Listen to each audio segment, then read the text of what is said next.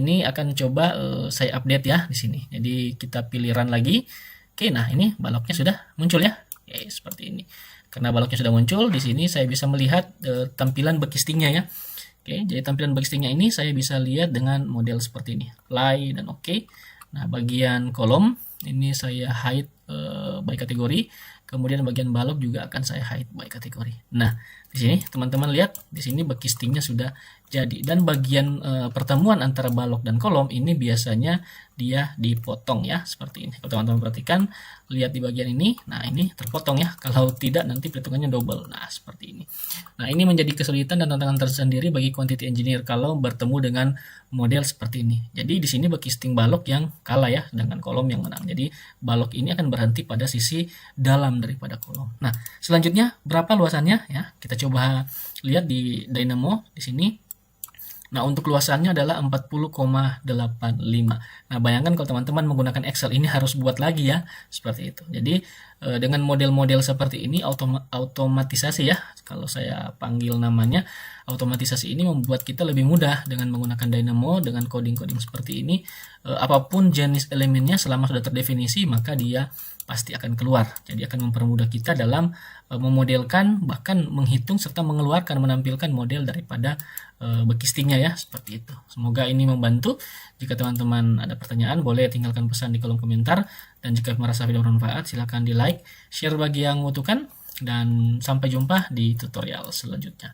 Terima kasih.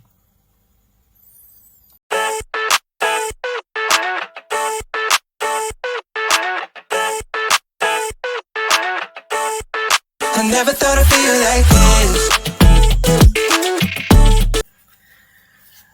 Baiklah, kembali lagi dengan saya di channel BIM Engineering Polimdo. Di kesempatan kali ini saya akan membagikan tutorial penggunaan software berbasis BIM Autodesk Revit ya. Nah, di video sebelumnya saya sudah membagikan bagaimana cara kita untuk menggunakan script Dynamo untuk menghitung volume kolom secara otomatis.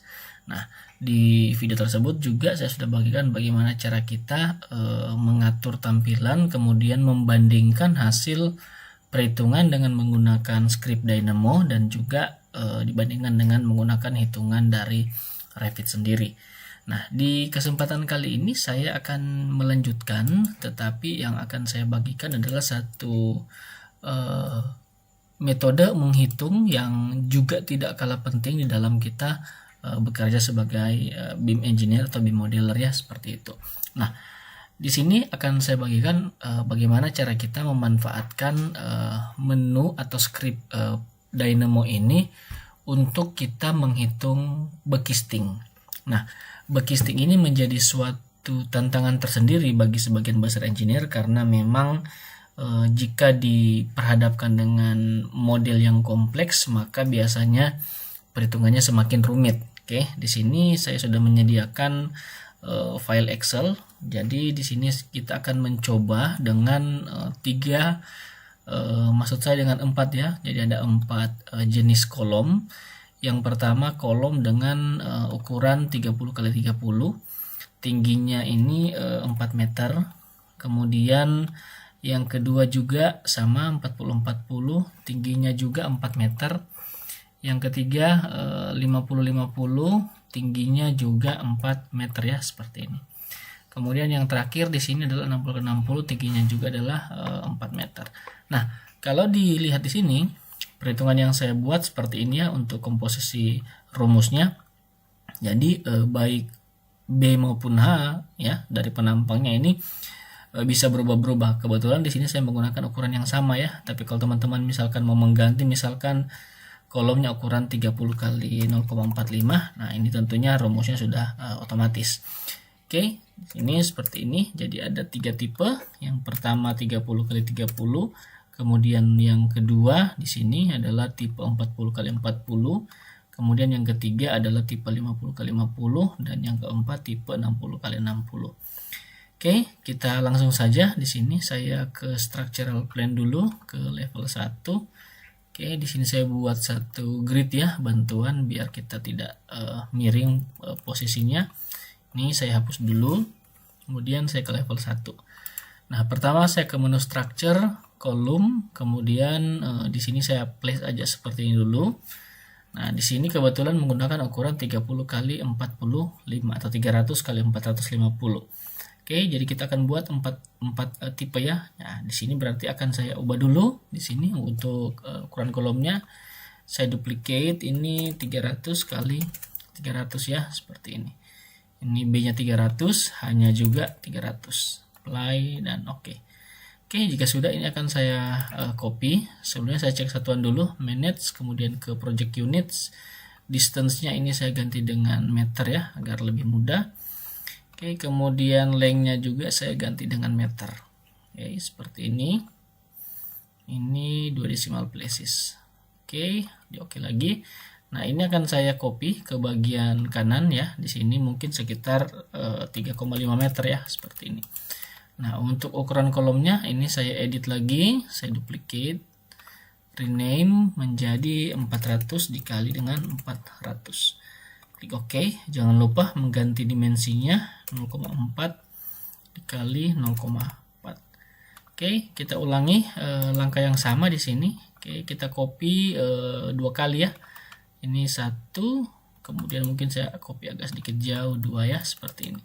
Nah, yang ini berarti akan saya ubah menjadi 50 kali 50 ya, seperti itu. 500 kali 500, 0,5, ini 0,5. Oke, kita sudah punya 30-30, 40-40, 50-50.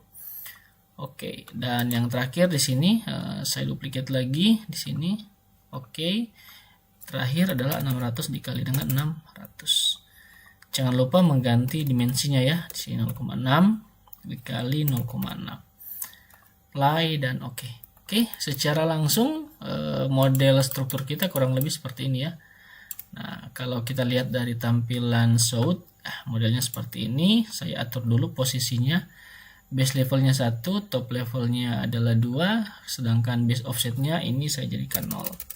Jadi dia akan berdiri dari level 1 sampai ke level 2 ya, seperti itu. Oke, tampilan 3D-nya seperti ini.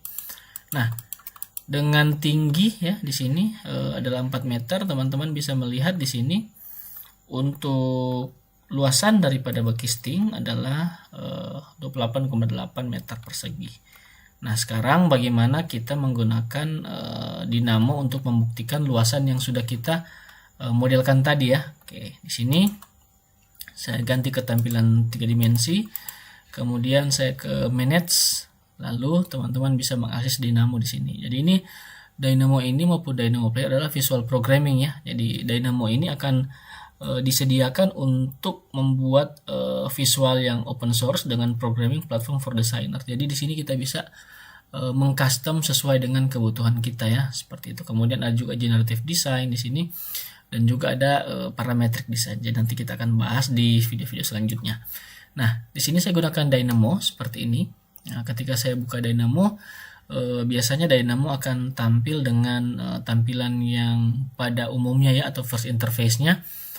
Modelnya itu akan menampilkan beberapa fitur ya. Jadi di sini kalau teman-teman pergi ke new, nah ini biasanya tampilannya seperti ini. Jadi ada Dynamo, kemudian ada file, edit, kemudian view, kemudian package, generative design, kemudian help dan extension. Nah, ini pada bagian menu barnya ya. Sedangkan di bagian library-nya di sini ada cukup banyak ya ini. Oke, jadi bisa diakses nanti satu persatu, bisa juga di explore lebih dalam ya, seperti itu.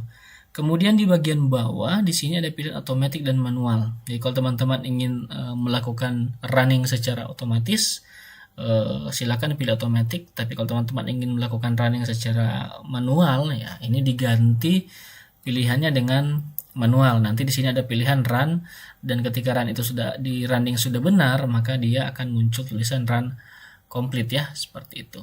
Oke, di sini untuk scriptnya saya buka dulu. Oke, saya sudah membuat beberapa script. Ada 2 ya, jadi kemarin sudah buat 1, kemudian di sini saya juga buat 1 untuk bekisting seperti ini. Saya pilih open ya. Nah, di sini teman-teman bisa melihat ketika saya membuka script Dynamo-nya di sini kita bisa melihat ada begitu banyak elemen yang sudah saya buat sendiri ya sebelumnya. Nah, kenapa saya buat dulu? Karena memang prosesnya cukup panjang. Jadi yang teman-teman lihat yang saya gunakan di dalam tutorial-tutorial ini semua skripnya sudah saya buat lebih dulu. Artinya sebelum saya melakukan perhitungan, skripnya ini sudah saya uji coba terlebih dahulu. Jangan sampai terjadi error ya. Nah, karena memang kalau terjadi error akan kesulitan kita mencarinya di mana. Jadi kita memulainya perlahan-lahan ya. Nah, ini saya berikan sedikit penjelasan. Pertama, untuk kita mengambil data dari elemen seperti ini ya, dari elemen 3D modeling seperti ini. Nah, kalau teman-teman klik di sini kan ini modelnya kan elemen, jadi elemen structure. Nah, di sini propertiesnya adalah structural column ya, seperti ini. Nah, di sini kalau teman-teman perhatikan di sini kategori ya. Nah, jadi kebutuhannya berapa banyak itu sangat tergantung dari bentuk dan elemen teman-teman semua dalam pemodelan. Jadi di sini saya punya floor untuk plat lantai, kemudian saya juga punya structural framing, ini berguna untuk balok, pondasi dan juga continuous footing ya, atau pondasi telapak menerus. Kemudian ada structural column dan structural foundation, terakhir ada wall. Nah, tetapi jangan lupa di sini saya juga punya bagian terakhir ya, yaitu generic model. Nah, generic model ini banyak saya gunakan ketika saya memodelkan suatu bentuk atau elemen struktur yang tidak tersedia di dalam database-nya Revit ya di sini. Jadi biasanya kan di Revit hanya ada structure, beam, wall, column, roof dan sebagainya ya di sini. Ini untuk structure. Nah, contoh saya memodelkan di beberapa tutorial saya sebelumnya, saya memodelkan ada fasad-fasad yang bentuknya sangat sulit. Nah, itu saya biasanya menggunakan generic model ya. Jadi kita ke menu structure, kemudian kita pilih komponen dan kita pilih model in place. Bisa juga dari arsitektur, kemudian kita pilih komponen, model in place. Nah, di kesempatan kali ini saya akan bagikan sedikit ya seperti ini. Jadi ini skripnya dari setiap kategori-kategori tersebut kita tarik lagi. Nah, setelah kategorinya kita kelompokkan, kita tarik ke yang namanya bagian elemen of kategori. Jadi kategori tersebut yang sudah kita klasifikasikan di bagian kiri floor, framing, kolom dan sebagainya, kita akan ekstrak elemennya. Nah, setelah diekstrak nanti elemen-elemen tersebut akan masuk dalam list create ya di sini. Jadi ada beberapa item semua masuk, kemudian akan masuk ke list flatten. Nah, list flatten ini nanti akan keluar jumlah ya. Jadi ketika di running nanti teman-teman akan tahu, oh ternyata ini jumlahnya ada sekian elemen. Nah, kemudian masuk ke grouping yang kedua di sini kita akan menghitung luas samping dan bawah. Nah, biasanya kalau untuk balok ya atau untuk kolom itu yang dihitung adalah sisi ya. Jadi kalau kolom besistinya kan ada 4 sisi. Oleh sebab itu di sini rumusnya saya buat seperti ini ya. 2 kali sisi lebar, kemudian dikali dengan tinggi, dikali dengan jumlah, ditambah 2 kali sisi panjang ya. Seperti itu rumusnya sama. Oke, di sini totalnya adalah 28,8. Selanjutnya ini kembali ke Dynamo, ini ada begitu panjang ya prosesnya. Kemudian kita akan mengeluarkan surface-nya, vector set-nya, pembulatan nilai matematikanya, matron, kemudian menambahkan kode blok juga ya di sini. Nah, sehingga di sini terakhir muncul luas bekisting dan material formwork seperti itu. Oke, kita coba jalankan di sini. Ketika saya buka seperti ini, kemudian saya lihat ya di sini. Kalau teman-teman seperti yang saya jelaskan di awal tadi bisa menggunakan manual, bisa menggunakan otomatis ya seperti itu. Oke, kita pilih manual, saya coba run dulu. Nah, ketika saya running, teman-teman perhatikan di bagian belakang daripada script saya sudah muncul elemen ya di sini. Jadi kalau saya atur seperti ini tampilannya, nah inilah kolom-kolom yang sudah kita modelkan tadi. Jadi dari Revit ini ya terbaca di bagian Dynamo.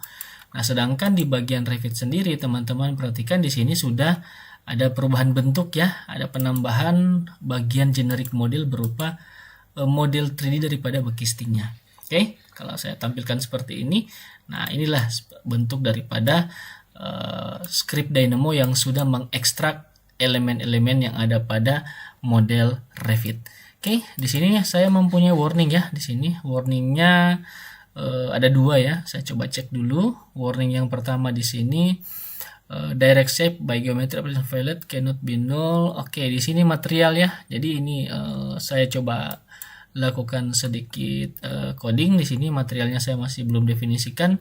Saya kembali ke Revit dulu ya. Di sini berarti yang bagian ini ya, untuk bagian generiknya ini saya coba hilangkan dulu. Oke, seperti ini.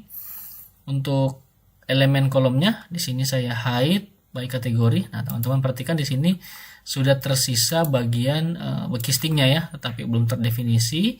Ini saya klik seperti ini dulu, kemudian pilih simbol temporary height isolate. Nah, ini sudah terlihat ya sebenarnya di sini. Oke, kita atur ke manage dulu, kemudian ke material. Di sini saya akan buat material baru, create new, kemudian saya rename, namanya adalah backcastingnya seperti itu. Nah, backcasting ini saya coba atur untuk materialnya menggunakan hardwood. Kemudian kalau ini tinggal kita pilih ya, misalkan oak red seperti ini. Lalu untuk grafiknya saya pilih use render appearance, apply, dan oke ya. Tapi pastikan di sini namanya backcasting ya, seperti ini. Karena nanti Revit dan Dynamo akan bekerja sama untuk mendeteksi material yang sudah saya berikan nama seperti ini. Klik OK. Kemudian saya kembali ke Dynamo. Di sini backcasting. Oke. Ini saya coding sedikit lagi. Ini backcasting ya. Backcasting. Pastikan namanya benar. Oke, tanda petik 2. Jangan lupa dikunci dengan model seperti ini. Oke, kalau sudah di sini ada warning error ya. Ini karena saya salah masukkan string ya ini. Nah, ini sudah jadi. Saya coba run lagi. Nah, di sini saya tinggal dismiss saja ya. Nah, di sini harusnya sudah muncul ya seperti ini. Saya coba lihat lagi. Oke, material name di sini, material name. Kemudian di sini saya cek lagi. Oke, does not. Jadi backcasting. Nah, ini salah ya. Harusnya backcasting. Oke, backcasting. Kalau saya run lagi. Nah, ini. Jadi ketika teman-teman sudah benar melakukan codingnya atau pemberian kode bloknya, di sini akan ada tulisan run complete. Nah, di run complete ini saya sudah bisa melihat di sini misalkan untuk match-nya. Oke, sebenarnya berapa sih luasan backcastingnya? Nah, di sini teman-teman bisa cek 28,7999. Artinya di sini kalau dibulatkan 28,8. Nah, kenapa dia menjadi 28,799? Karena sebelumnya untuk number digitnya di sini code blocknya saya masukkan 3. Kalau saya ganti 2 seperti ini, kemudian saya running lagi. Nah, ini akan error. Kenapa? Karena di bagian Revitnya di sini akan terhitung double ya. Oke, jadi kita hapus dulu yang bagian lama ya. Ini saya klik, saya delete, kemudian saya kembali ke Dynamo di sini. Oke, kemudian ini sudah 2 digit. Oke, kemudian saya run lagi. Oke, nah run complete. Nah, di sini teman-teman bisa lihat di sini 28,79 ya. Saya coba lihat di Excel saya di sini 28,8. Kalau saya bulatkan begini ya seperti ini. Jadi memang ketelitiannya sangat-sangat tinggi ya. Jadi di sini kita bisa melihat bahwa hasil perhitungannya di sini sudah sesuai ya, atau sudah benar ya di sini. Jadi value number digitnya oke, seperti ini. Kemudian value-nya sudah muncul. Nah, sekarang teman-teman perhatikan di bagian Revit saya ya di sini. Di sini sudah muncul seperti ini. Oke. Nah, kemudian kalau saya misalkan klik atau saya tampilkan kolomnya, nah ini biasanya kolomnya akan seperti ini ya kalau kita lihat dari model 3D. Nah, kalau kita ingin melihat backcastingnya di sini tinggal kita hide saja ya, hide kategori, maka biasanya di sini sudah terlihat ya untuk luas backcastingnya. Nah, ini modelnya seperti ini. Jadi teman-teman cukup dengan mudah ya bisa mengecek luasan backcastingnya. Oke. Nah, berikutnya di sini saya coba tampilkan untuk elemen kolom lagi. Oke, saya unhide kategori dan close. Nah, ini yang saya buat baru kolom. Nah, bagaimana jika saya akan menambahkan balok ya di sini. Oke, kita coba cek ya. Di sini saya matikan dulu generic modelnya. Nah, di sini saya pindah ke level 2. Di sini akan saya tambahkan balok structural beam. Nah, di sini saya biarkan ukurannya 3060, saya duplicate dulu.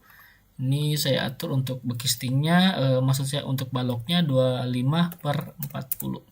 Oke, jangan lupa diganti ya di sini untuk dimensionnya 0,25 dikali dengan 0,40. Apply dan oke.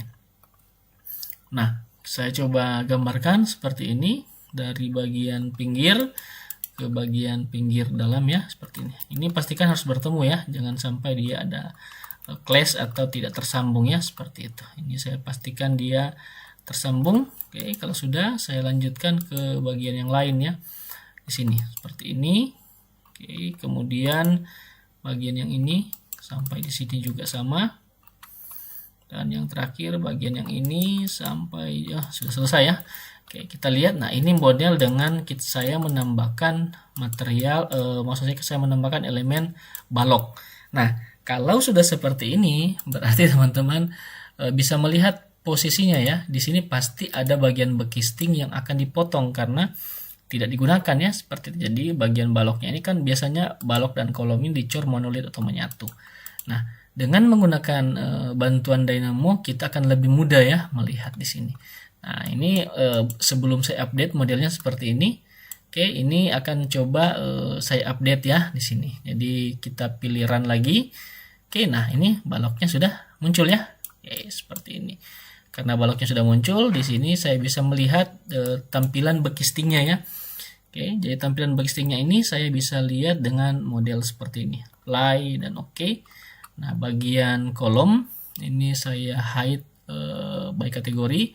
Kemudian bagian balok juga akan saya hide by kategori. Nah, di sini teman-teman lihat, di sini bekistingnya sudah jadi. Dan bagian pertemuan antara balok dan kolom ini biasanya dia dipotong ya, seperti ini. Kalau teman-teman perhatikan, lihat di bagian ini, nah ini terpotong ya. Kalau tidak nanti perhitungannya double. Nah, seperti ini. Nah, ini menjadi kesulitan dan tantangan tersendiri bagi quantity engineer kalau bertemu dengan model seperti ini. Jadi di sini bekisting balok yang kalah ya, sedangkan kolom yang menang. Jadi balok ini akan berhenti pada sisi dalam daripada kolom. Nah, selanjutnya berapa luasannya ya? Kita coba lihat di dynamo di sini. Nah, untuk luasannya adalah 40,85. Nah, bayangkan kalau teman-teman menggunakan Excel ini harus buat lagi ya, seperti itu. Jadi dengan model-model seperti ini otomatisasi ya, kalau saya panggil namanya otomatisasi ini membuat kita lebih mudah dengan menggunakan dynamo dengan coding-coding seperti ini. Apapun jenis elemennya selama sudah terdefinisi maka dia pasti akan keluar. Jadi akan mempermudah kita dalam memodelkan, bahkan menghitung serta mengeluarkan, menampilkan model daripada bekistingnya ya, seperti itu. Semoga ini membantu. Jika teman-teman ada pertanyaan boleh tinggalkan pesan di kolom komentar, dan jika merasa video bermanfaat silahkan di like, share bagi yang membutuhkan, dan sampai jumpa di tutorial selanjutnya. Terima kasih. I never thought I'd feel like this.